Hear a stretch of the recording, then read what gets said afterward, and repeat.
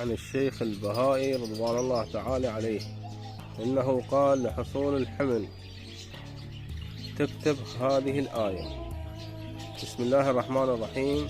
ولو أن قرآنا سيرت به الجبال أو قطعت به الأرض أو كلم به الموتى بل الله الأمر جميعا أفلم يأس الذين آمنوا إن لو يشاء الله لهدى الناس جميعا، بحروف مقطعة وتربط على جانب المرأة، تحمل بإذن الله تعالى. يقول: أعطيتها رضوان الله عليه الشيخ البهائي 900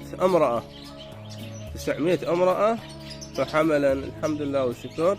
وإليك ترتيب الحروف، يعني تكتبها على هاي الآية حروف مقطعة ولو هاي بدايتها، وتكتب وتكمل هذه الحروف كاملة.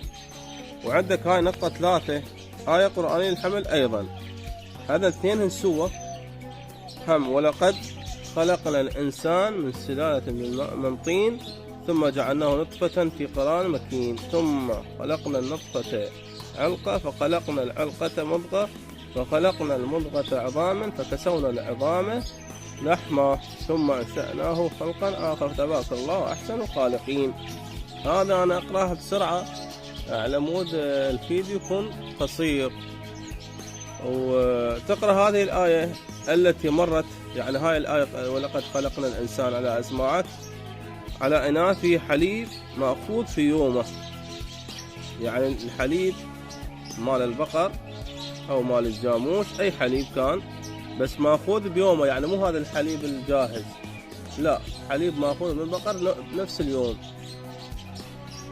على إناء في حليب مأخوذ في يومه ثم تشربه المرأة ويجامعها زوجها تحمل إن شاء الله تعالى.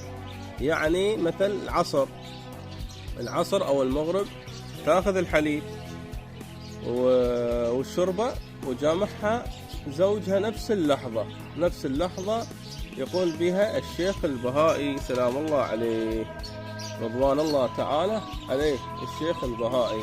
هاي يعني أنا الحمد لله وشكر هم جربتها، حطيتها أكثر من مرة، الحمد لله صار عندها أطفال بسبب هذه الآية. حسب نيتك أنت، يعني إنسان إذا نيته صافية الله سبحانه وتعالى يرزقه بالحمل ويرزق المرأة بالولد الصالح إن شاء الله أو البنت الصالحة. جزاكم الله خير، طبقوها بشكل يعني مضبوط وإن شاء الله يصير الحمل إن شاء الله.